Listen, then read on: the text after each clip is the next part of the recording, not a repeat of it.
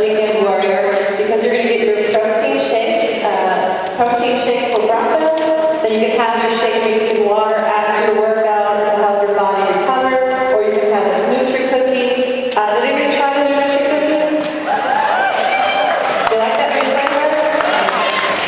We've got 2 boxes of Go and Pro, and then the Vinsons, and we're going to talk now a little bit about Go and Pro.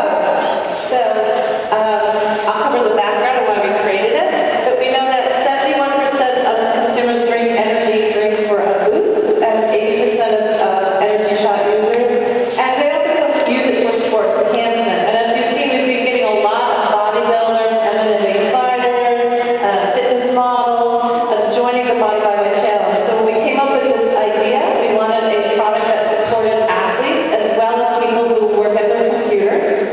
And we also still didn't want it to have too much caffeine. So with Go and Pro, we like to say help you work out longer, help you work out stronger, and it's got ingredients that really make you want to move. And so with that, we have a triple action, just like our Tri-Zor. We have a tri-action benefit to the drinks.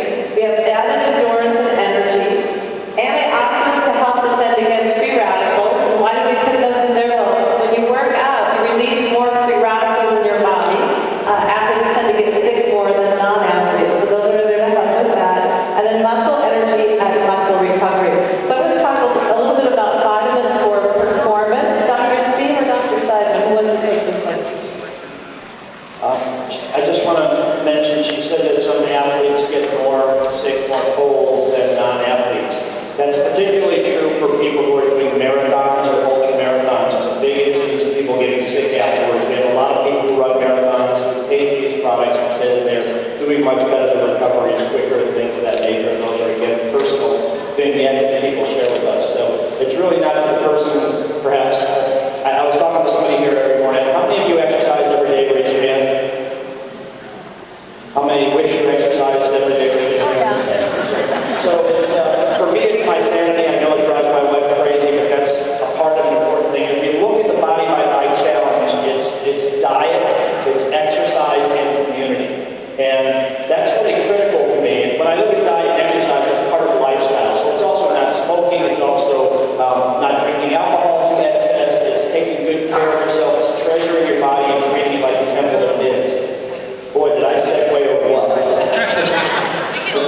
Yeah, no, sorry. It's all about health and wellness from my perspective. So vitamins are basically there because your body doesn't synthesize them, and so you need them in your diet. And people will say, can't you get them in your diet? And the answer is yes, you get a reasonable amount.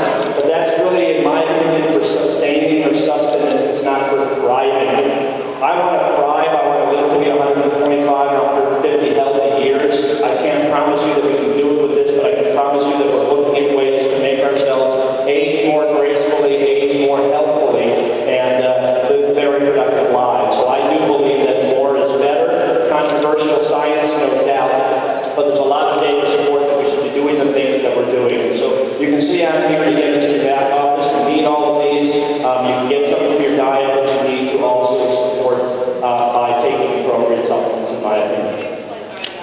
Oh, she asked me to explain the RDAs or RDIs, or actually they're now called DRIs, dietary reference intakes.